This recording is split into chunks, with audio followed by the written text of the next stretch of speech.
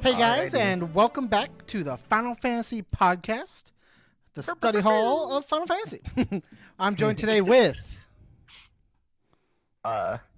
me, I guess. It's Travis. I'm here. I'm back after a million years hiatus. back from the dead. Okay. Back from the dead. Who else do I got here? We got Noah. Wow. Yeah, he returned. We couldn't get rid of him, so he's back. We couldn't get mostly they're nice peanuts. Thank you. We couldn't pay him to leave the podcast, so he's back. Couldn't pay me enough. $20. Give up your slot. Nah, dude. Guess we can't pay him off. And lastly, but the best of us all, we have Byron. Okay, guys. As always, make sure to like, comment, share, subscribe on Facebook, YouTube, Patreon, all that cool stuff under TCG University. If you want to follow us on Twitch, we do a bunch of live streams out there too. Twitch.tv/TCG University. We're on iTunes, SoundCloud, Spotify, so make sure to go out and check those out. If we're not on podcasting service that you would like us to be on, just let us know. Shout outs to all of our Patreon sponsors: AD, Andrew Dang, Anthony Albano, Bryce Rathsek, Chris Miner, Clay Cardwell, Jay Rogers, Brett Hubbard, Jon Snow, Justin Farce, Kat Maria, Kevin Broberg, Lucinda Letica, Andrew, Paul Casagrande, Peyton Kiker, Samantha Stevens, the baddest bitch around, Theodore Ruiz, and Tyler Zane Pease. And we have 3 sponsors this week. We have Cards Custom Build, maker of this fine backdrop right here. Oh, that's Inked, nice. Yes, Inked Gaming, and a new sponsor, Dex Protection. But we'll get more into those with an ad later. So let's get into the podcast. How are you guys? Yes, I did definitely say Dex Protection. What's up, Tim? That's pretty huge. I like What kind that. of deals do we Yep. get? What kind of deal? There's an ad. I can talk to you guys about it later. There's an ad for it. We'll talk about it then. There's an ad for it. Hey. Yeah. Tam recorded the ad, so I don't have to Nice. talk about it all. Nice. I don't have to talk about it all. The pride. I mean, I had to write it, so I guess fair. But you don't have to say it. That's what makes it better. All right. I'm in charge now.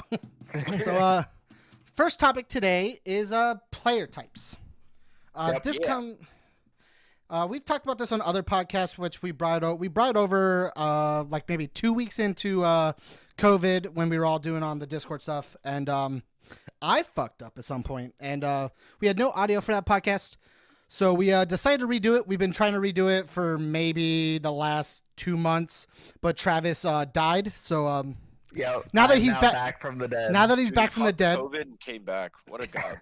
They didn't really want to do it. They wanted to add Travis to it. We tried to doing it and it didn't work, but we kept trying to redo it, but Travis never wanted to be on because he died, So Yep. now that he's on, we're gonna Being redo dead that is podcast. painful, as it would turn out. So No. we are dude, gonna what? redo the topics from that podcast. Starting off with player types. For what we're looking in player types is more of how do you view yourself. We had 3 criteria, which was architect, pilot, And And in- innovator. innovator. Yeah. Architect being you built the deck from like scratch. Innovator meaning you took a deck and made it better. And pilot meaning you just took a deck and you ran with it. You piloted it. You took like your meta deck and just played it. So who wants to lead off? Because I talked a lot. Byron. I love sacrificing Byron for this. Byron, what are you, my guy? I am definitely a pilot. He's so prideful in that. I love it.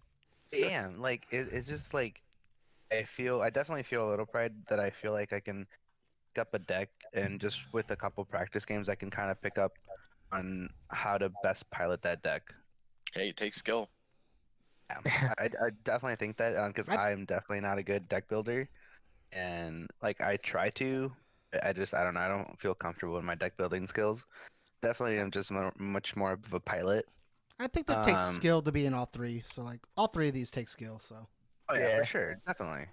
Yep. And just my skill set is more towards a pilot, just because I also don't have the time to just kind of sit down and punch out how to best make a deck. yeah, Oniyazu does that. Yep. Yeah, so that's just kind of like what I think. So How about you, Noah? Yeah, I'm up. So, So if you throw him under the bus, I'm throwing you under the bus. dude, I'm down. Under the bus I go. I've lived I'm just there for standing on about top 5 of the years. bus. I'm driving Dropping his it. feet all the way. I'm riding. I'm driving in it. I think my main one would be across all games that I play would be Architect. I can't say I build the best decks, but I do like deck building a lot. I like trying to come up with neat, creative ways for decks to run. Um, Pilot. I mean, I played enough card games at this point to like understand how to play a deck. Doesn't mean I'm super good after just a few games. That's probably my least, I don't know, least linkable trait, I guess. Yeah. And then Innovator would be like my second most prominent one. I do like to pick around decks and then just tinker with pre-existing ones and fit them for my playstyle more so. All right. So I am pretty good at all three, but I'm definitely the best at being an innovator. Much. Yes, I am. I am the cockiest man's. I am back from the dead and cocky as fuck. He's already died once. What's gonna kill him? Exactly. That's the big brain. They couldn't kill me with the Rona, so they can't kill me again. But I'm definitely the best as an innovator because I'm really good at taking someone's deck and looking at it, changing things, and either making it better or suiting it to my own playstyle. So that's just what I like doing, to be It honest. seems like a Travis thing. Yep. Taking something that was someone's and making it his. Yeah, Yep. you think. Yep. Phantom Thief of Hearts. That's me. Thief of Hearts. So for me, I'd say I'm probably more of an architect. I like to build things even if I don't think they're good, even if I just want to test like a small idea I have. I don't build as much right now in Final Fantasy just because like I don't know the card pool as well. I'm working on that. There. Got you. I think I got through one more color since the last podcast. We'll eventually get through all of all the opuses. Aren't you like on Opus 3 currently? 5 Yeah. years later. I'm on like Opus 3. I think I hit Earth. Nice. Yeah, we'll get there. There's only like what 12. We'll do it eventually. By the time you get there, it'll be 12. Yeah. So like, and plus I play like a lot of card games, so like I get to try and build on a bunch of different things for a bunch of different like deck styles and like meta styles and like even altogether like game styles because all the games are different. But like I know my most of my knowledge in universes comes from just playing for a while and getting to see all the sets and know all the cards as they come out. And so like I haven't played Final Fantasy long enough to really know all of that, so I don't have it in Final Fantasy. But for universes or UFS, I get to I like. As I say it on the Universes podcast, I am a walking encyclopedia for UFS Ultra, which is like our FF decks on there. Where just like my brain just thinks from like top list all the way down of just like card in order while I'm looking at when I'm thinking of things, and I'm just not there with Final Fantasy yet. But like I like to build decks just from scratch without having to, with either going from like an idea I thought of or going from an idea I saw somebody else play. And just try to like makeshift something together. All right. Oh, that was pretty good. James over here dropping some knowledge, going in depth. Look at him. Look Hey. at this guy. Hey, my second one would be pilot. James is a fucking snipe over here. Ooh, He's sniping us. Bang bang. bang bang. I can definitely see you being a pilot as a Oh, yeah, for secondary, just because do you like to like understand the deck fully? Yeah. I talk about this on the Universes podcast too. It'll kind of lead into like our next topic, which will be mentality. But I like to know everything I can know about the certain deck I'm playing. Like for Universes, there's a lot of numbers that get thrown around because like you have control checks, attack speed, defense, damage, block modifiers, control checks, damage pumps, and Whoa, you have control checks twice. That's did I? The fucking Yep. difficulties.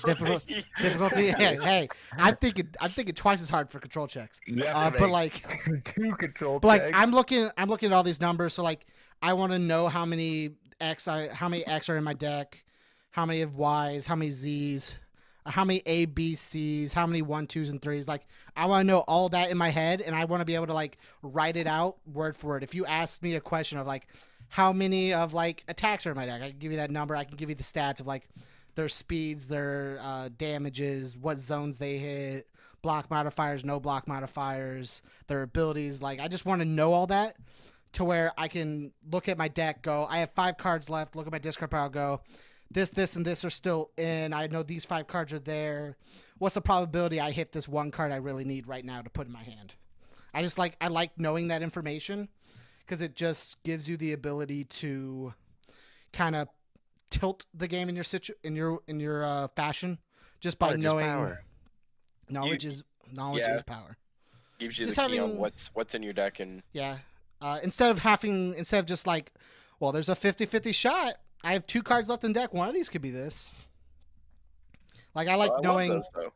Fun little Hey, gamble. you know, when you're not trying to play competitively, those are terrific. Oh yeah, when you're trying to pay competitively, it's pretty stressful at the 50-50 So, mark. like, I always say the first step to like getting better at a card game is just knowing your deck, like the ins and outs, all of it. That's why I think my best secondary is pilot as well. So I think I'm really good at piloting a deck that I build or piloting a deck that someone else has built. Like I said, changing a few things. I also think for me personally, it's a lot more enjoyable to put my own take on things that people have already done. So then I get to see, either my deck is worse or my deck is better, and I can be like, hey, my deck was worse and or better. Kieran Vision inside the chat says that both me and him make bad decks, and it helps us in a lot of different games. So I'll agree with it.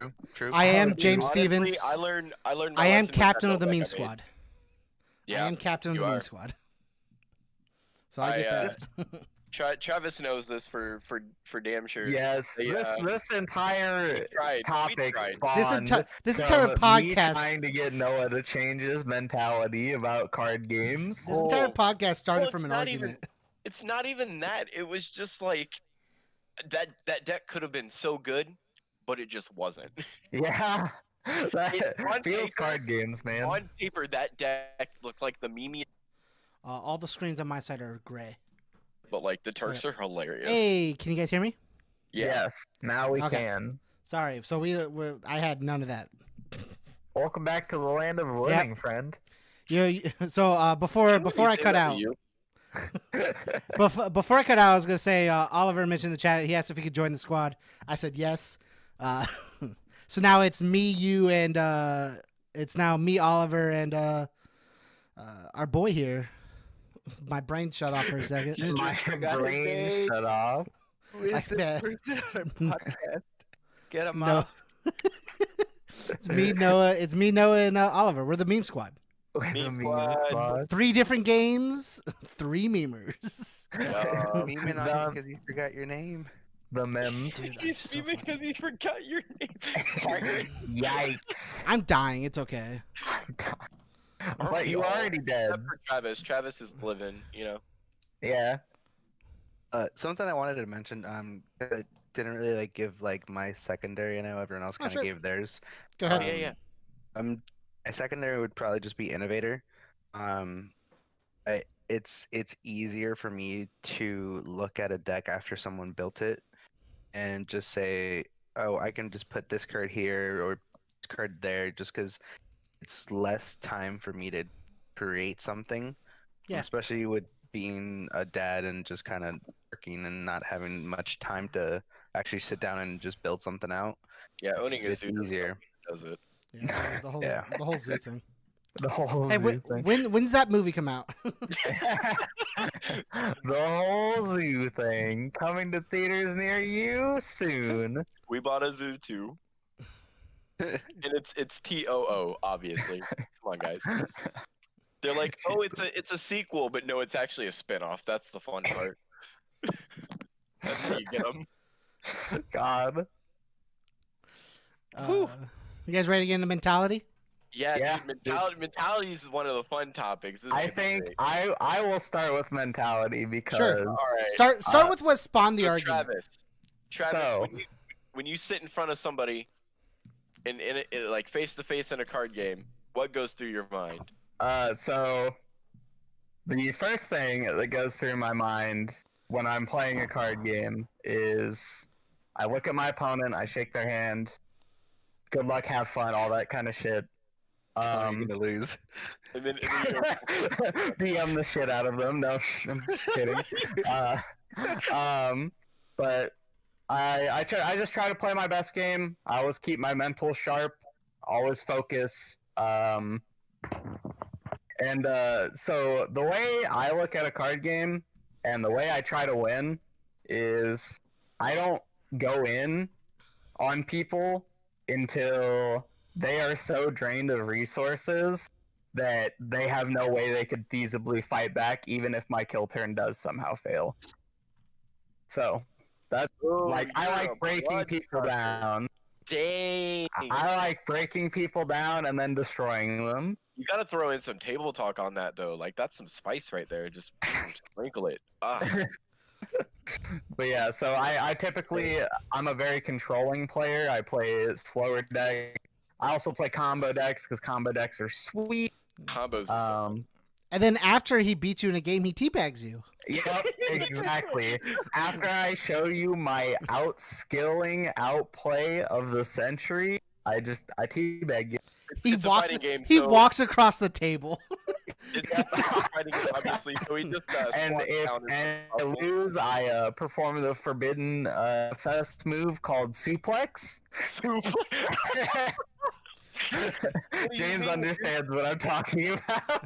Suplex City. You just gotta RKO him, obviously. Yep. Randy Look, Orton. sit Randy down. Orton. You look at your opponent and you hear John Cena's theme and they're like, "What's going on?" And then you surprise them with Randy the RKO. Orton. They'll You never just hit him with the Randy- right hook. It's Randy Orton, not John Cena. No, I know it's Randy Orton. I'm saying you play John Cena's theme, it throws them off. Yep. They'll be like, "Yo, where'd he go?" And then you RKO him out of nowhere. Just What's a joke, James? They didn't What? expect it. What'd you say, Byron? Said get with a joke, James. Yeah, yeah, with the give it joke. time. You're supposed to happen. Yeah, get with the times, boomer. God. Yeah, God. Old people, am I right? I'll eventually Yeah. have to. I guess I'll eventually have to pass on the torch. I guess. Eventually. To the younger Eventually, generation. James is still gonna be in his grave with the torch, dude. I think he's gonna be too lazy to It's pass gonna- it on. It's gonna be on my tombstone. It's just like, you fuckers ain't ever getting this torch. It's just hanging there, but if you touch it, it's just got covered in thorns. It's like, you can't have my torch. They keep It's- trying to like touch it and it keeps sucking itself back in. It's just one of those expertly drawn photos, one of those expertly drawn pictures that Yeah. that's just, it looks like it's there, but it's not. Yeah. You gotta From touch it, every and it's just a drawing. Or it's just an engraving on the tombstone. This is my torch. You can't take it from me. I don't know. I like hardcore imagine him doing like is it nationwide? You gotta be quicker than that with the fishing hook. And Oh, yeah. Oh, you gotta be quicker than that. He's just hanging a torch in front of people. It's like, you gotta be quicker than that. All right, but okay. So No, what's your mentality? my mentality will obviously two of you know this. I'm sure Travis knows this as well. So three of Let's you. just pretend I forgot. Yeah, I'm 90% sure you did. My mentality when I sit down in front of somebody to play a game is obviously to like enjoy myself. I go in, and this is the funny part, with the expectation of losing, but playing my best game. So it depends on how the game plays out also, because that does change like how you react to things.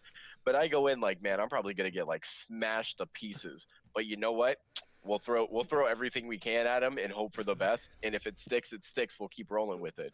That's But, that's like- really funny because like one of my different mentalities is like the complete opposite. Where it's I'll sit down to somebody and play a game. I'll be like, you ready to get fucked up? Yeah. You ready? Yeah. Yep. Like I know I'm getting fucked up. I know it's happening. Sit down and go in, you'll get beaten, but you'll shit talk the fuck out of him. You'll be But yeah, like prefer- I do with Byron when Byron comes over sometimes and like we play melee and like we'll be like, you want to play some melee, and I always go, you want to get fucked up? Like it's not, do you want to play melee, it's you want to get fucked up.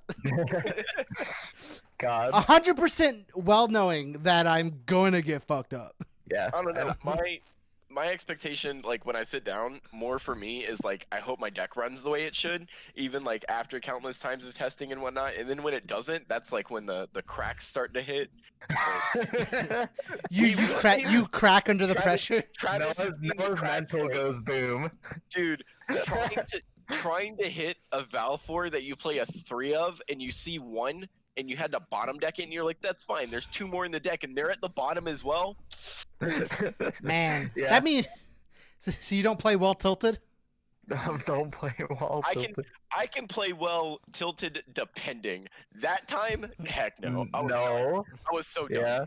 Yeah. And honestly, that's another thing before we move on that I want to talk about real quick is that, like, whenever I go into a game, I always have the utmost confidence. I will never tell myself that I'm going to lose before a game because the way I see it, if I ever let someone intimidate me or I ever get into my own head too much, I've already lost.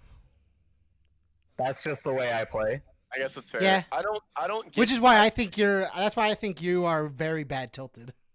Yes, I am bad tilted. You're like one of the Travis, worst people tilted. You have the biggest tell when you're starting to get tilted, dude. It's the side.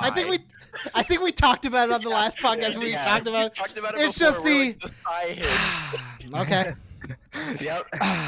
Yep. I've been there. I've seen him get top decked by like really bullshit cards that that are 1-ups that you shouldn't have been top decked by, and like the side hits and the game just like you just watch. You draw your hand. Dude. Build. Pass. That's like me. I run a fucking 70 card, 26 attack deck. Just draw 3 hands straight fucking gray. I'm like, this game's over. Just set my hand on the table. Go make a sandwich or some shit. It's just the caption for the movie just says audible sigh. Audible sigh. Yeah. If there's a sentence to describe me when I'm playing card games and tilted, it's audible sigh.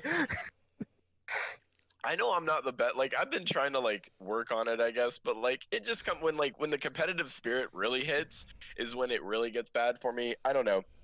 Usually at this point, I just laugh it off, and I'm like, if somebody does something like unexpected, I'll be like, "Whoa, that's insane!" or like something really stupid. But man, there are some times where I just can't. Like, when I played against James during the Omaha PTC for UFS, and we were in teams, and I was And playing you my got Shadow fucked Man up. deck. Dude, I was like, I'm fighting Goro. I should be fine. I didn't realize your deck was like built to counter mine in every way. My deck my deck wasn't built to counter yours. It was built to counter Spirit Gun. Oh, that's fair. This is the universe. Should have played Toguro Brothers forehead. Man, it felt bad. I was like, it's just Goro. I'm just gonna blow his stuff up every time he plays an attack. Because I've been able to handle Goros ever since, and before that. But James Goro just threw me for a loop, and I was just like, oh. Yep. It was just built to fuck you up as fast as possible. So like, yeah, it was hilarious. I had to sit there and just take it, but like, in the end, it was a good game. It was funny as shit. He played Pursuing a Vendetta and Ageless and Wise, and I just sat there like, oh, nice. No, Pursuing and Shokin Prince just does it. Oh, yeah, Shokin Prince. I can't play It was just shut down. Yeah. But getting back into more mentality. I'll get into the second of my mentalities, which is the more competitive mentality, which is I like to play aggressively defensive. Oh my god, you do.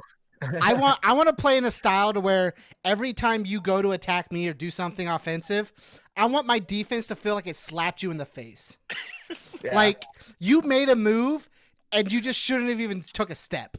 You shouldn't even have thought about it. Like I want you to get to the point to where you think about it and my deck just slaps you in the face for thinking about it. I could imagine that shit too. It's just like you start thinking. You're like game one, you get fucked up on my aggressive defense. Game two, you're like, now if I do it, oh god, hit me in the face. Just out of nowhere. You're just hit like, me with the RKO. What's the procedure? You fucking get slapped. What the fuck? Game. That acting was not shitty. That What? it was not shitty like James's taste. Hey. Fuck. All right. So That is Byron, that. Mono Ice is very good about doing what I like, which is the Yeah. reason I'm trying to play it. Yeah. Kieran Vision. Yeah, I don't know. I feel like if you mix ice and earth together, you'd do it pretty well. It's He's on the my right list mixture for you. Once I get through like- all the cards. I'm not gonna lie to you. Once James gets Titan- good cards, he'll be fine. I think Titan's the perfect card for James, just because that's how people would play Titan. They'd be like, I'm just gonna block, give my dude 2K, and then ping something else off the board. What a slap! I think, you know what deck I think would suit James's playstyle to an utmost T? Oops, all the experts. Yeah, I could see that. Yeah. That, James, you would love that deck. That deck says, oh, I'll swing face, and if you attack me, you get punished to oblivion. Hey, it sounds funny. So that would be more on my meme level stuff. That is. It was actually a very good deck for a while, but it's Oh, a good deck know, to get but, like- tops with, and not a good deck to actually win events with. It from just, what I I've mean, heard. like that'd be where I go for like, if I wanted to meme around, I'd like play test for a fun deck. I'd do that. Yeah. And then the third mentality that I have, Ooh, he has 3. I have a changing personality. It's okay. The inner machinations of my mind are an enigma. The third mentality, outside of saying I'm going to fuck somebody up, knowing 100% I'm going to get fucked up, and then I wanting my defense to slap you in the face, is just wanting to be an unbreakable wall. Like, go from the point where my defense goes, every time you hit me, I'm going to hit you back in the face, to just stopping that and just letting you think you have me on my back foot, and then at the last second slap you down. Save the defensive pressure for the last second, and then hyper punish. I wanna set you back so far that I'll have the lead for the next 3 turns. Yeah, I like doing that too. Like making them think they have the advantage, and then suddenly I just flip the tables, and they suddenly are like, "Oh, I And can't do suddenly- anything anymore." Play fan for it and break my goal bez, and oh, look at me, I got more dudes and you have none. Yep. I let you hit me. I let you hit me to 6 damage. So Yeah. now next turn I can play my damage guys. Yeah. I needed you to do that. Thank you for hitting me. I remember playing against Momo. Shout outs to him in one of the tournaments before the Rona hit, and I killed him on turn 3 because I hit a Famfrit when he attacked me and broke my Golbez, and he was at 3 damage, and I summoned 4 dudes he couldn't block and killed him on turn 3. Makes Feels sense. good, man. Gross. I don't like it. But Byron, whatever, you Byron, gotta what do deal you with think it. your mentality is? So my mentality is very competitive. And I like winning. So whenever I go into a game, I always want to usually I'm trying to play the better decks because it kind of gets me to win, I guess, You in a want to way. win, yeah. You want to win. Yeah, yeah. So definitely like to play that way. And to me winning is fun. But it's not necessarily that, I'm trying to just play like meme stuff to just kind of have fun with the game. And yeah, that is fun too, but for me winning is fun. So I definitely try to kind of be more competitive with whatever I am doing. Even if if I'm just like gonna be playing like casual games, I'm still gonna be playing a deck that I want to test out and I won't think that I could take to a major or a minor, whatever. That's definitely kind of like my mentality when it comes into card games. But I have noticed that it does change depending on what card game I am playing. Obviously, in some games I'm not as skilled as others, so it's definitely changing more to just kind of learning, instead of thinking about I'm just gonna win everything. Yeah, more of like a casual get the experience type of thing. Yeah, yeah, and it's still there's still some competitiveness in there for me, but it's more based on I want to learn as much as I can from the game that I actually am playing. Yeah, you want to get the most experience possible. Yeah, exactly. Yeah, so that's just kind of like what my mentality is when it goes into card games. Back into the whole knowledge is power thing. Yeah, Yeah. exactly. Yeah. Oh, you know what? Since James is just putting it out there, we're all adding our extra personalities when we play too, because we're on the mentality aspect anyways. Yeah. Mhm. I think occasionally I have the I don't want to say ability. I don't know a better word. Um, the ability to just table talk forever. Yeah. Like Yes. You I'll, will shoot the shit with your opponent until the fucking round timer ends. I'll shoot this shit with people all day long, and it's funny because like there are some people who I'll shoot the shit with, and like it'll get to them in the game, and they'll start like making mistakes and missing things that they usually wouldn't because like I'm just going on about shit. They get too they let down their defenses. They get too casual about it. Yeah, I see. I mean, Noah the tactical BMer. I've told you guys too. Like I'll try to like bluff the hell out of people. It's strategic. Like, I don't know what you're talking about. the game with Kevin Good when I played the Katana deck with Dark One support. I played one Revoke that game and bluffed the hell out of holding another one in hand because I just drew so many cards. And Yeah. he was gonna punch and Judy combo me, and I was dead if he did. And I was just like, dude, I'm just gonna revoke you. I was like, Kevin, don't do it. Save it for defense. You're gonna need it. And he was like, I don't know what to do. I was I like, don't know I what don't to know do. either. What are you gonna do, Kev? Pass turn. So Oliver man. Oliver did We're in say there. that the Oliver says that the one game he did play with you, Noah, in Weiss did go to time. Yeah. it does happen. Yeah. Yeah. Also, I'm really bad at Weiss. Let's be fair. Yeah. I just started How can learning you- the game. There's no way you can be bad at Weiss. Weiss isn't a hard game to play. It's not like it's hard. It's just I get my attention blown everywhere. That is very true. Stop having Fucking ADHD. Noah has the attention span of a fucking goldfish, I swear.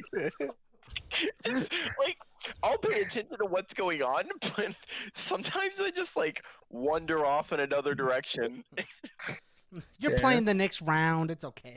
Yeah, that happens, dude. Like I'll catch myself in like Dragon Ball doing like 3 attacks and not comboing shit when like I should be, or like not finishing the battle, and I'm just like, all right, on to the next turn. Hold on, what? So like- that leads into another thing, since we're doing the more personality things, is because Byron earlier was talking about how like he likes to be hyper competitive. I hate watching other people lose. Yeah, Like, yeah. I talked about this. I talked about this on the also last hate time we did watching this. other people lose. I absolutely hate watching people Shout lose outs to me. to the point to the Yeah. point to where like if a game doesn't matter to me, like say like I'm gonna end up just like no way I make tops or anything like that. Game doesn't matter to me. I'll do whatever the fuck I want. I'll throw the fucking game. I don't give a fuck. We'll do the fun shit now. I'm swinging for the fences. I'm forgetting I have abilities. I do it all the time in casual games. It's just like I forget things exist. I'm like I should have did that like 2 turns ago, but oh well. James just Happens. like warps cards off the field, like they just become a blank space, just a black hole. He's just like, yes. Have you ever seen the scene from Yu-Gi-Oh GX when he finally loses his first game? Yes. Oh, And then like all the cards just become blank white slates. That's just James.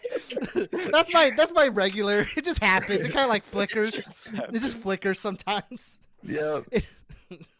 It's like those this old. card has card It's like the text. old No, it satellite doesn't. TV. It's like the old satellite TVs where sometimes if the antenna's not the right direction, you lose that connection, and just for like a mid-second, it just like gets all blurry. Yep. It gets all the white noise fuzz and just disappears.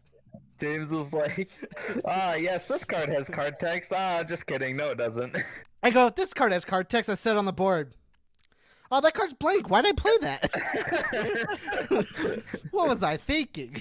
Yeah. James, quick question. What's up? So you're saying that you're pretty like casual and like you kind of just start like throwing games in a way. Sometimes. How does that translate to like whenever you're actually like play testing? Does your mentality change for that? It's really weird because like the answer is no, but I pay more attention to the outcomes of the situations rather than changing the way I play the game and just like zoning in, because I don't have a lot of fun like trying to just like zone in and just like hard focus on things. I find it to be boring. As dumb as that sounds, I find it to be boring. So like I don't as much zone in on playing the entire time as I do on just paying attention to the outcomes of the things that happen. Yep. So like if I forget to do a thing and I go, no, I'll have to pay attention to that later. I'll see what the outcome is. Like I forgot to play this one ability on this card. It's gonna fuck this entire turn over. Yeah. I guess that happened. I We'll also see. noticed that you criticize yourself a lot more for mistakes that you make in like actual games where you're playtesting than in like, oh, I'm throwing this game on purpose games. Oh yeah, but that's because games I throw on purpose don't matter. Like, Yeah. playtesting, there's a purpose for it, but like Yeah. I can't change the fact that I missed an ability. It's just like, Yeah. fuck, I missed it. I have to pay attention. I have to pay attention to the outcome because like Yeah. it's not that playing the ability. Like I know that was the right moment to play that ability. Like I know that that's the thing. When I'm like hyper like non-play testing, but like hyper play testing, not play testing, but like tournament competitive type shit. Yeah. I take it way more serious than I do like play testing, just because like I don't want to sit in a room play testing against people where we're all just like brain steaming and like nothing. We're just like hard focusing on things. It's just not fun to me. So like I'm not as focused as I would be like playing competitively. So like I'm not gonna make that same mistake competitively, even though I made the mistake playtesting. I get criticized a lot because like the way you practice should be the way like it happens, and I just don't usually have a problem with that unless I'm losing. I don't do that. I think the way I practice is very loose. I agree. I think I just Like kind that of like ass. honestly, I think the first time I play a deck is just let's throw shit at the wall and see what sticks. The second time, like as I start to play the deck more, like in terms of playtesting, it's just kind of like, hey, this worked. Let's see how many times I can make it work. I'll Yeah. just keep doing the same shit until Which I'm kinda- forced to adapt. Which is kind of like what I like do. It's like if I make those mistakes while like we're playtesting, like and I call them out and I know I made the mistakes, I'll make a note that was the right choice. I should have did it there. Like when I know I made the mistake, and then I'll watch for what the outcome is, because sometimes there's a weird bend in like the way you play against. We talked about this on UFS podcast recently. Do you play against the player? Do you play against the deck? And like, there's a lot of mentality. We're gonna not get into this one just in this mentality. This would be another like topic if we wanted to talk about it. Would be playing against the player, playing against the deck. But like, there's a lot of strength and knowledge of knowing how did this deck and player react to me fucking up right here. How did me making this mistake influence the game in the long haul rather than in that moment? Whereas, like, did me forgetting this one mistake actually make it worse for him because I didn't do that one more damage I should have, and he didn't get put in this one spot where he could have dropped his life to do a certain thing or certain whatnot. I didn't put him in a position where he could have manipulated the game state into his advantage. I just didn't put anything in my advantage. There's a certain, like, again, knowledge is power thing, where just having the knowledge of how certain outcomes happen when you make certain mistakes, on whether or not they'll be good for you, neutral, bad for you, stuff like that. It's a lot of big brain stuff. Big brain. Yeah. It's a lot of big brain stuff that I don't like doing. God. But like I love the knowledge of having.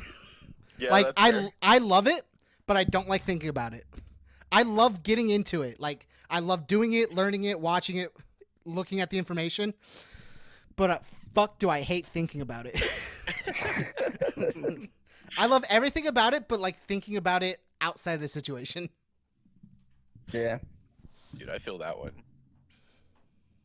I mean, Yes. like, I just, in all, I think my whole mentality just boils down to the point of like, I go in, wanting to have fun. I don't expect much, I guess, and I really try. I really try to like shoot the shit with whoever I'm playing against, especially if it nets me that cool advantage of getting their mind wandering to other places. Yeah. I would say in an actual game, like competitive wise, I can focus and zoom in, but usually I just kind of go wherever. Yeah. So once someone that I know that used to play card games with me explained mentalities kind of like this, like when you're laser beam focused versus when you're just playing loosely, like the difference between a sawed-off shotgun and a sniper. You are either spraying everywhere and you're pretty inaccurate, or you're pinpoint, and that affects your gameplay in ways that you may not understand initially, but you will at the end of a game, which is a good thing to just know. It's also a good way of looking at how you play test and how you view certain things. Because like, I would say as like a play tester and anything outside of playing competitively, I'm a hyper just shotgun. Just everything's just firing off at once. But the moment I play like a competitive, I try to aim competitively. It's hot sniper, just hot sniper. Not cold. Yeah. Not cold. Not cold. The barrel's still hot from all those shots he's fired. No, it's actually just from all the big brain work. It's all the gear. It's all the gears turning. it's the parts that don't get used very often. So before we get into deck building as our next topic, we're gonna take a little ad break here. Whoa. Advert. Wait, what's up? What's What's up, Byron? What? Yeah. I said something on mentality. Oh, sure. Go ahead. So another thing about mentality, and I know our lost episode of this that we did with Noah and just James, something I brought up was, does it affect you when you're playing against for instance, like pro player in the game, compared to just like a regular Joe? Sorry, are you finished? No, yeah, go ahead. Okay, so the way I see it, like I said earlier in like my personality breakdown, is that I will never let anyone intimidate me, get into my head, or get too into my own head, unless I'm tilted, of course, because then I'm in my head, like I'm fully retreated. But because that means I basically already lost. Like I've submitted my mind to my opponent, and they can read me like an open book. So. Again, you're a very emotional player. Once you you try to be a less emotional player, and once the emotion comes out, there's no way to stop it. Yep. I'd say against like a pro player, which I've had the fun experience UFS wise of playing against both the Birches in my first PTC ever. That was fun. Birches are always fun to play against. Yeah. I didn't know who they were at the time though, so I guess it didn't impact me as much. But weren't they also drunk at that PTC? Probably. Always drunk. Most likely. That was great. Get the power. But like, yeah. I think at this point, where I am now, it wouldn't impact me as much. I'd still everybody I play against, I get a little nervous at the beginning, but like after I start shooting shit with people and like seeing how they play and shit, I start to adapt and just calm. Like I'm calm at that point and I'm able to deal with whatever they have. Doesn't mean I deal with it the best way in terms of like winning the game, but I for sure don't try to let people intimidate me as much. Yeah. It only happens if it's a deck I like continuously just can't get around. Like Jetta for a while used to be a really bad deck for me, and then I was just kind of like, Jet, like, because I would play Shane, and Shane would always have that, and I was just like, just too much to deal with. Yeah, I agree. Sometimes slamming your face into a brick wall and accomplishing nothing is a little frustrating, for sure. Sometimes you gotta do it, and sooner or later something will happen. Yeah. You'll get a bloody nose. Yeah, it's fine. My focus on like playing against like pro players is a little different. Mainly just because like they're just like normal people. The only difference is they have the experience maybe you don't have. Yeah. The joke on like the Birches always getting their power from beer is just really funny because like they just play a bunch and then like I don't know if like I know like a couple of them just get drunk after they know they've lost and they're out, and so now they're in their casual game. They're in. I'm here for the fun now. There's no way I make tops. I'm here to enjoy myself, hang out with people, because like that's what a lot of like traveling is for like certain event and competitive events is just like getting to see people while also professionally in a professional style trying to play a card game and whatnot. Yeah. So like you run into this thing where like you have to both stay in a zone because you're trying to play competitively, but you also want to enjoy yourself because most of the time you travel for events, you go to places, you meet new people. You want to like that's the reason you got out is like you want to see the new people, you want to see the new places, you want to play games with people you haven't played with and new metas that they have that you don't. There's a lot that you learn from. There's a lot you can learn from it. So like like obviously I have more experience playing against a lot of pros, but like for like different card games too. Hey, just you're like, even a washed up has-been. I am a washed up has-been.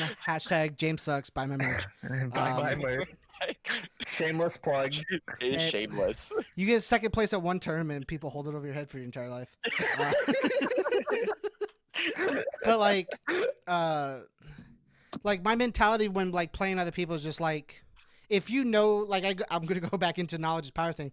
Like if you know your deck well enough, if you know like the meta well enough, if you plan for it, who you're facing should almost never matter just because like the cards play themselves. Yeah. You never want to get inside of your head too much. You never want to like let them get inside your head. You want to stay composed or at least to a point to where, because like obviously there's still going to be pressure. Like if you know they're a pro, there's like more of like this pride on the line of like they don't really care if they lose. Like sometimes I know like UFS is a little more lackluster on like do we care whether or not people win. I don't know about like other card games on how much pride gets on the line for that, but like there's not a lot of pride on the line for the people that I know of, like if they lose a match, if they don't lose a match type of thing. Unless you start getting towards like tops matches or if like it's like grudge match type of thing where you're like we always have like rough games or we always have like these tight games and like there's like some animosity for like stuff like that and whatnot, but like you always end up in this situation where like that pride's on the line as the underdog of like if you don't win, it's not like it's a big deal if you don't win, but like winning is such a big thing that like wanting to grasp for it just puts a lot of pressure on you, and like trying to stay composed would be harder. My mentality would just be try to stay, just not care. Like I hear a lot of explanations like people who like play against like Phil Birches, play against all these like champions and pro players of just like they go against them, do extremely well, maybe beat them, get really close to beating them, and then one of their friends goes up and goes, "Did you know that's Phil Birch? That's X champion, that's X dude here," and then like they're like, "No, I didn't," and then like you have this entire thing of just like, I was this close to beating this guy. I beat this guy. Like for the guy who's like known as the pro or the champion, they don't care that much. Like they played the game. They made it to the top. They got what they wanted almost. They became something. It's more having the title is more for the underdog rather than the champion itself. It's more for I'm going to use some of Tan's phrases. It's for the story. Like what? For the story. It puts money on the line. Like it puts a mentality on the game where you feel respected for yourself rather than getting the respect from other people. Like because you can always go to locals and you can scoop up people and you can 4-0 your locals in a 4 round and be like, Travis. Ooh, look at me. But there's a certain gravity to beating somebody that has like a name to themselves. Yeah. No, for me personally, like I try not to let it get in the way, but I think sometimes subconsciously it does get in the way. And I know the example that I gave on our Lost show was when I played Phil Birch in. Man, Phil Birch gets brought up a lot. Yeah, he does. He gets around. Exactly. I think everyone has come across playing Phil Birch at one point. Yeah. I played Ben Shoemaker. I've played Ben Shoemaker a lot more than I played Phil Birch. Yeah. I don't think I've actually ever played Ben. My Ben favorite doesn't thing, travel much. My favorite thing was going to Rockford for the PTC that one year that I went, and sitting next to Little Birch, and we were just shooting the shit the entire time at bottom tables. We were like, we're gonna make it to those top tables, and then we got there and we were sitting right next to each other the entire time, and we were like, ah, yeah, man, we did it. That shit was great. Nick Birch is a lot of fun. He's a lot of fun. Yeah. He's a very more of a casual player. Yeah. Who is decent.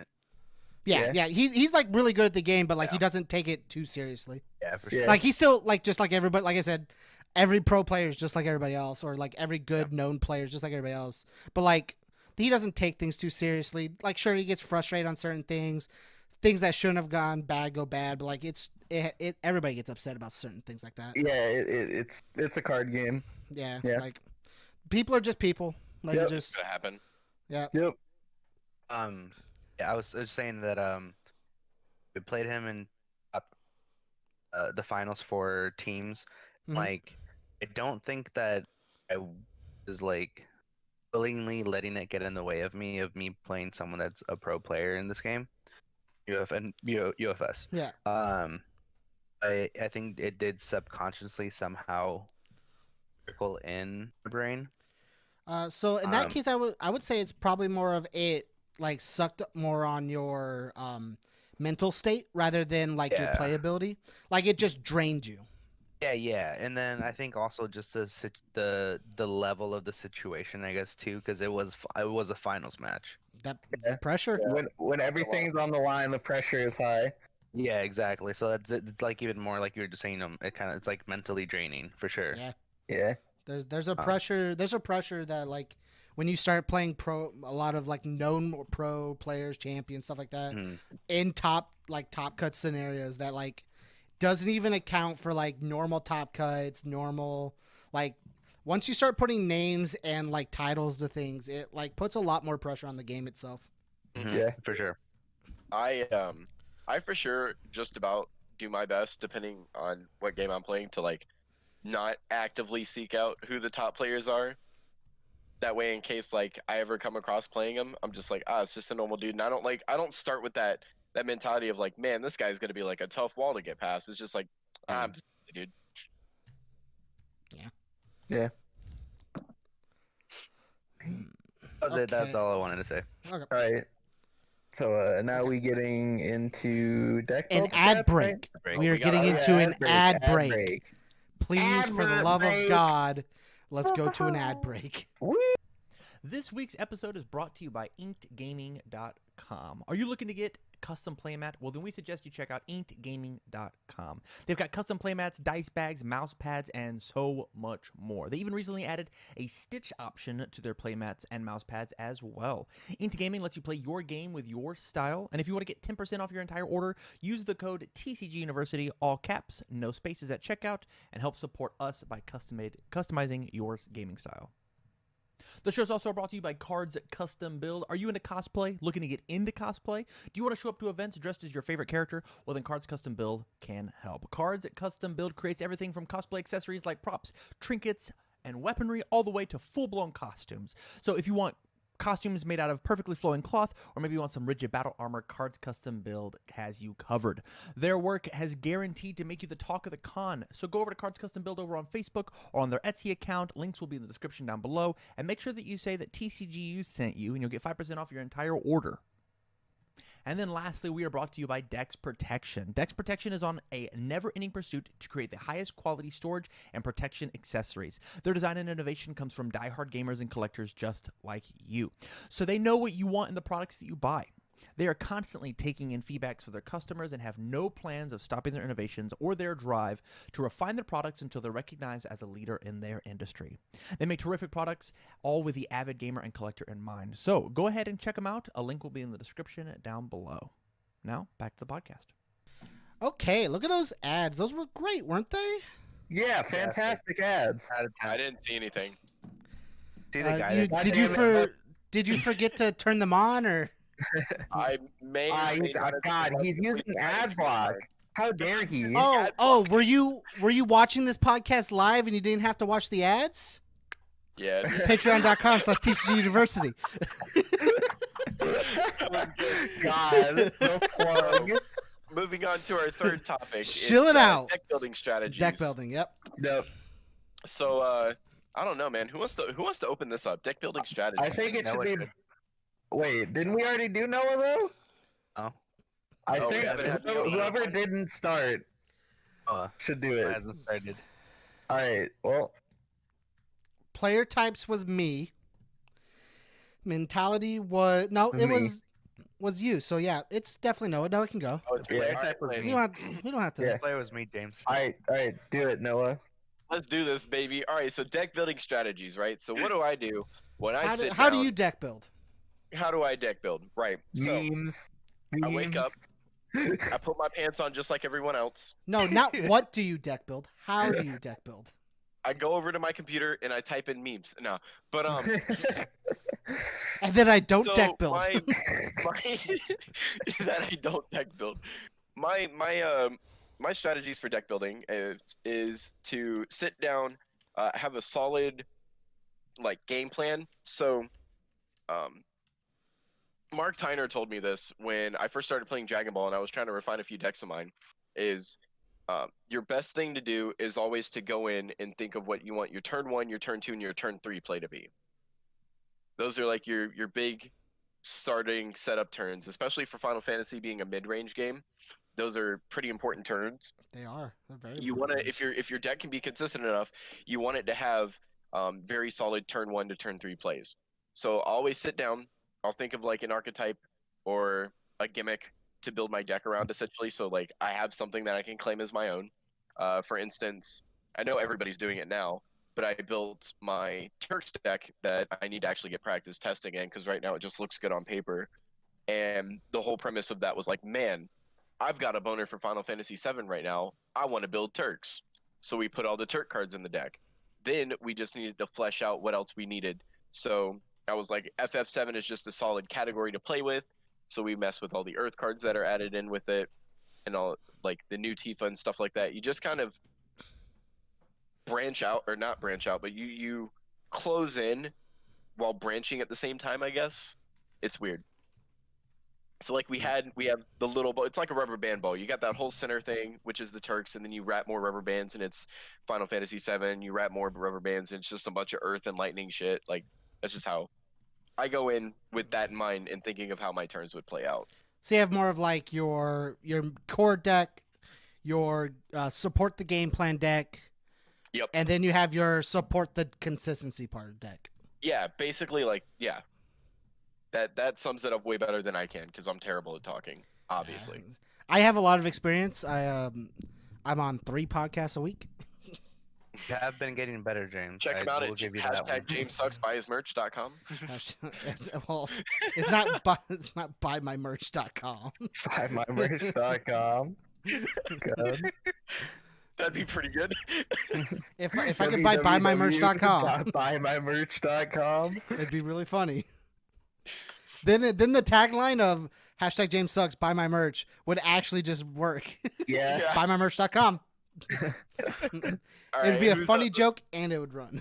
Who's up? Enter code GameSucks for 15% off a discount. That's So a lot. I'll go next, I guess. So I don't have a lot of experience building for FF decks, only because I'm still like I've been doing this for like the last 4 months, trying to learn most of the cards in the game. I'm like Opus 3 through 12 sets, you know. Slowly. Yeah, yes, very slowly. We'll get there. Maybe by the time Opus 20 comes out, I'll get through 12. You know, Maybe. maybe. Cross fingers. But like, so like, I'm gonna use more of like my UFS Universes experience. We use like UFS Ultra, just like FF decks exists. And most of the time, unless I have like a specific thing like I have a thing in my head, like you said you want to build Turks, you did that. Unless I have that specific thing around, which usually for that I go, I know what I want my core to be, which would be like the Turks. I put my Turks in, and then I go, cool. And then I go through everything and go, what can support this? Like obviously under like the certain like colors, symbols, or elements or whatnot. And go, what can support this? Cool. And then what can I fill in that just does its role good enough, doesn't hurt the game plan, doesn't like impede what I'm trying to do, and then throw that in. So like on that boat of like when I get an idea of what I want to do, I have that like same mentality of just core game plan support. And then I have my other style, which is throw all the shit in the deck and see what sticks. Yep. Which you think that's a joke. Don't you laugh. I know Don't it's worry, not a I've done joke. it too. It's not a joke. I'm pretty I sure know it's not a I've done it joke. at least I once. have seen your decks consistently end up at like 130 cards in UFS, and then you just have to cut it down all the way to Like like 60 or something. And sometimes it's all one-ups. Yeah, it sure is. And then I have to it's go, what of these can I cut? And I look at this shit, I'm just like, this is a nightmare. So like the mentality timeline. of that, how that works is, for like UFS we have characters. So you choose a character or whatnot. So like I choose my character. In our game, our characters have like 3 different like elements or symbols is what we call them. So you can really only build them around when you can like try and duel and whatnot, dual color, dual try symbol and whatnot. But like what? James has tried. Yes, Yes. I have tri symbol before. You know, water Goro. I've topped with the tri symbol deck. So like you pick your symbol you want to play for your character, and then or like your element, and then I just start at the top. Literally, I select only this element in my search engine, or like only this symbol or whatnot, and then I go through each card and I read it. Oh, that would be cool. Add it in. I don't even go like, would this work functionally? What else can I function this with? I go, this card's pretty good. This card's pretty good. Pretty good. Pretty good. And then I look at the entire list of like 140 cards and go, what do I want to do? I look at the possible options I threw in and I go, well, if we have this, I don't need these 2, and then I don't need these. And then I usually cut it to about 100 cards. And then I say, Got rid of 40? yeah, I get rid of like 40 cards. I get down to 100 cards and I go, I'll touch this later, and then I either put it in a chat so I can give it to other people and have them look at it, or I leave it alone and then I come back and go, what else can I cut? And I just keep staring at it till I get down to 60. Years later. He doesn't actually cut it. He actually just stares at the computer and like the cards just stand. It's the same mentality of how me playing cards works. Once I set it on the table, it loses all abilities. Once I look away, it just leaves the deck list. It just poof. It just vanishes. You're like, where was that one cool card? Guess it wasn't important enough.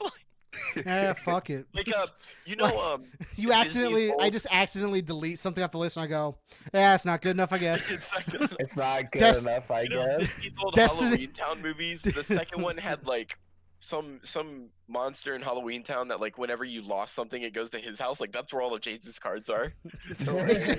I just want a list of all the cards that just like fell off my list because I accidentally deleted something and I go, okay.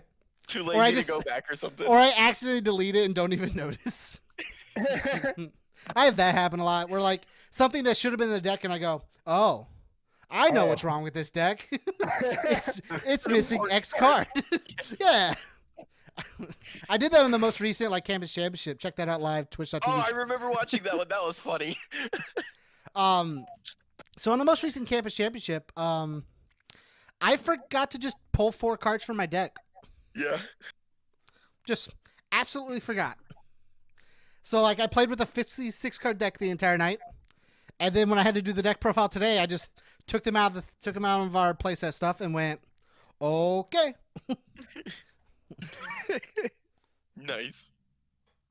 Powerful.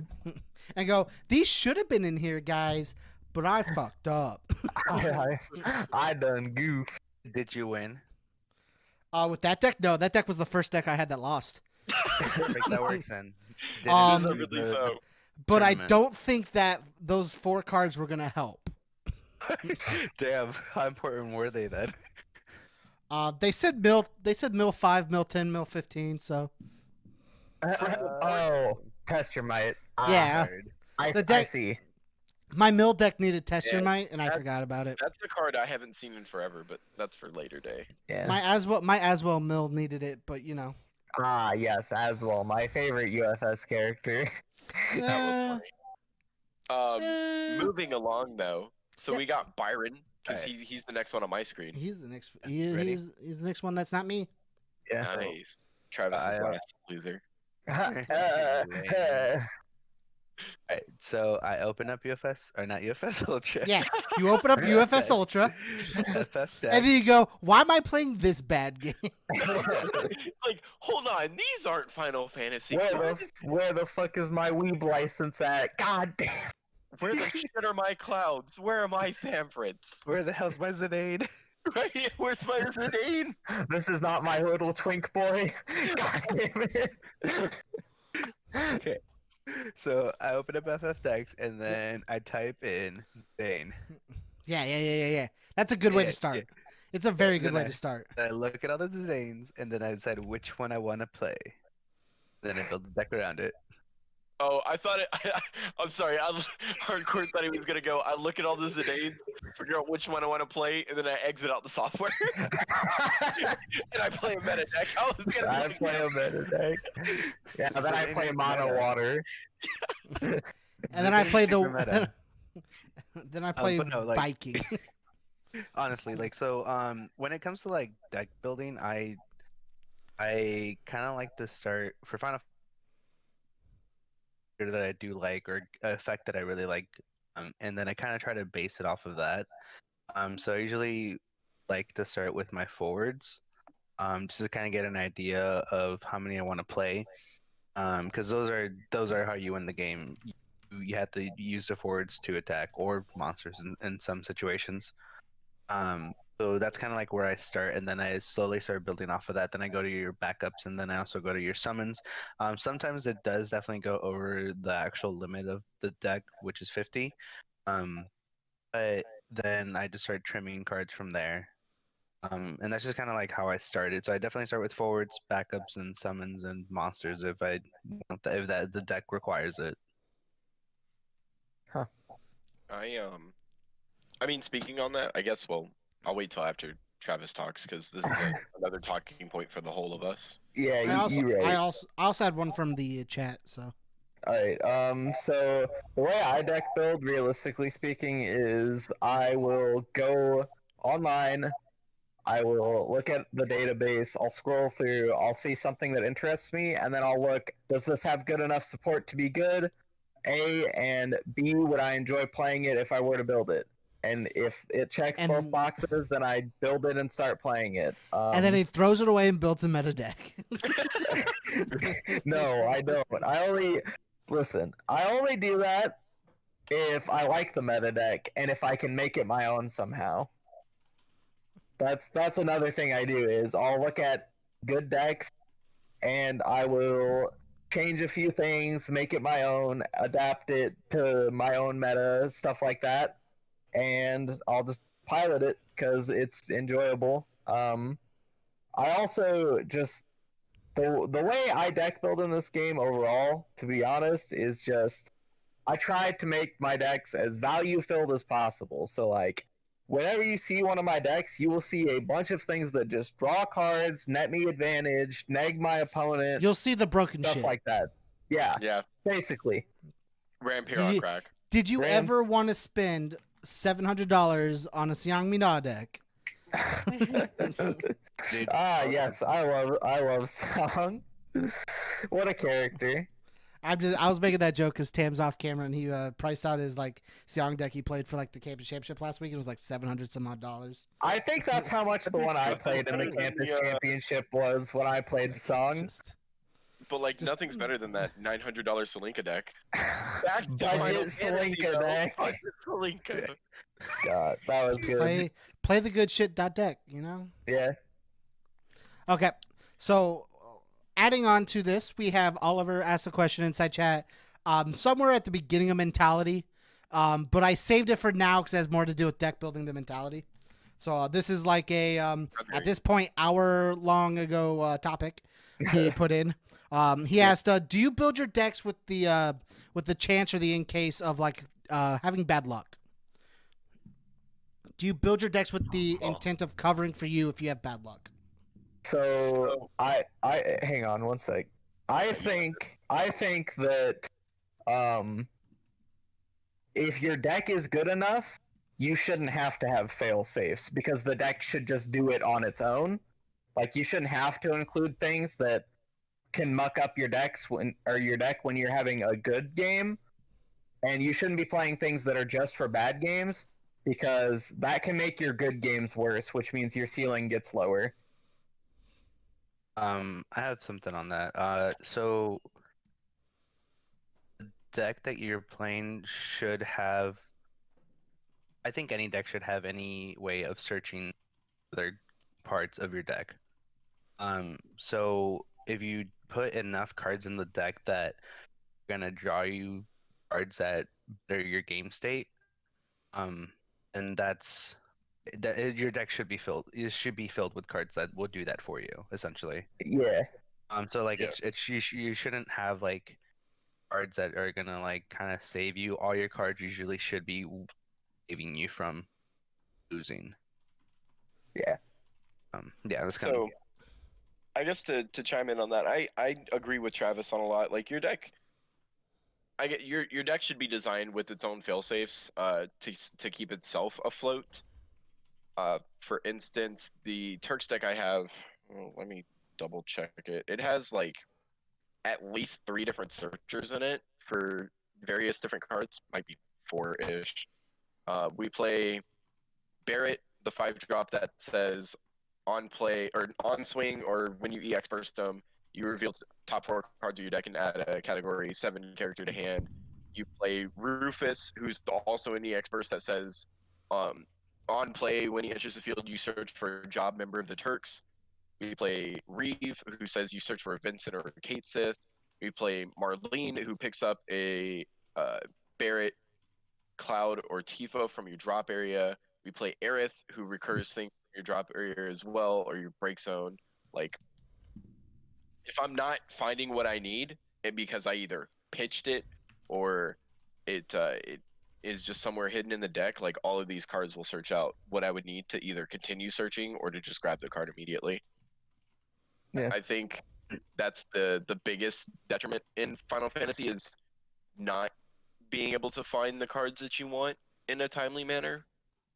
Yeah, and that's definitely the thing, because like, yeah, there still can be bad luck in this game because you can just draw a hand of all forwards, and obviously if you play backups in your deck, and that's kind of having resources, you can definitely have bad luck by drawing a handful of forwards, and then yeah, they can probably search other cards out, but it might not search out backups, necessarily. So then Yeah. that does put you kind of behind, especially if your opponent didn't draw as bad as you did. It can put you behind. But the cards, like, I don't know. It's just, yeah, there can be bad luck every now and then. I'm not Yeah. sure on like I don't do enough deck building for Final Fantasy currently. But for like other card games and like card games in general, I think like every deck should be able to have like I think there's always enough space for like what you would call like tech pieces, pieces that interact with your opponent, either are things you like because of a certain playstyle or whatnot. And I think something like this fills into that spot where like even if it's just like I have 4 extra spots, well, what could come in handy if like this situation, this bad situation happens? What can cover me for just like a turn? Just like one turn just stalls my opponent long enough I don't die, or just take or like in a sense like doesn't directly support your game plan, but can maybe just be like a stop, like just a wall stop real quick. Just like this card doesn't exactly do anything with my deck, but it lets me get rid of these bad cards and maybe replace them with good ones, like maybe like a hand cycler or something like that. Not something that directly like goes, oh, I could do this thing to combo to get this thing or this thing. I directly do it inside of my like what I'm trying to do, like my category, my job type, whatever. Just like goes. I got rid of this bad shit for maybe something else, just like anything. I ditched one to draw one. Just like I got rid of some bad shit. Hopefully I get something new. Just something small that just like doesn't just have you sitting there spinning wheels.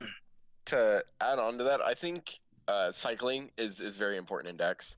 So just as much as searching is really good, if you're able to just cycle through your deck to either find the card you want or find a card that can still like work really well for you, it's also pretty solid thing to do.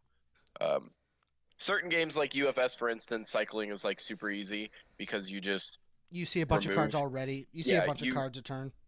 remove 10 cards off the top of your deck and you literally just shuffle your deck back in and you're good.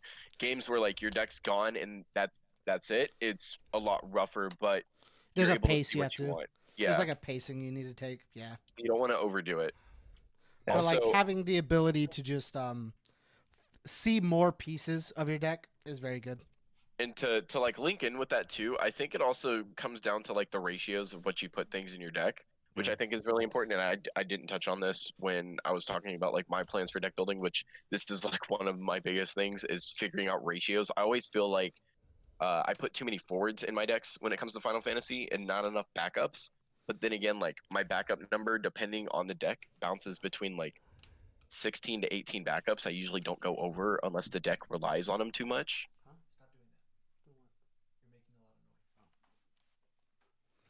But Told, son. just got yelled at by the producer. Yeah. Daddy, stop. To the We're principal we're an office. we're an hour Oh, and 20 minutes into this. My mind's losing its patience. okay. Like I'm in the zone for the podcast, but like AutoZone. my hands aren't. Yeah. So they're like they're roaming. like the way I see it is like if you build a deck and your deck doesn't already have multiple ways in its own game plan to out things and help you live when you normally shouldn't, your deck is probably subpar for the most part, because I think that in that case it's like you build a bomb but you give everyone like a way to defuse the bomb. So what's the point in building a bomb if you give everyone a way to defuse it? Yeah. So because that's basically what you're doing when you're putting random things in your deck that don't synergize with your game plan and don't push game state. So that's just the way I see it. That's more of a mentality thing. I mean, yeah, it's Bringing all it back one big around. encompassing topic. We Yeah. talked about this on the podcast that got lost to time. How you could put these three into any of these three topics in any order, and they just flow back into each other. Yeah. If you talked It's- about player types, you could walk into deck building and then into mentality, and then back into player types. It is Like, it a just- really good set of things for a podcast to have. Yes, for sure. Beautiful topic. I love this topic. Yeah. So are we ready to get on to the post show? Yeah, with that, we'll end the podcast, guys. Thanks for hanging out. If you That's all. guys aren't here with us live, you can always check us out live, patreon.com/TCG University. If you hit us up at that $1 level, you get access to our Discord, where you can talk with any of us on the podcast, as well as the talk to anybody else on the other podcasts. You get to see you get to be in our chats live during all of our live content. We have Oliver here with us currently. I think he's the only one in our thing outside of our producer Tam. Shout out to anybody else that is here with us currently. If you get access to all of our content a week early. If you don't have the option to do that, don't worry about it. All the content does come out on YouTube a week later, so you don't have to worry about that. As always, guys, thanks for checking out the podcast and stay learned.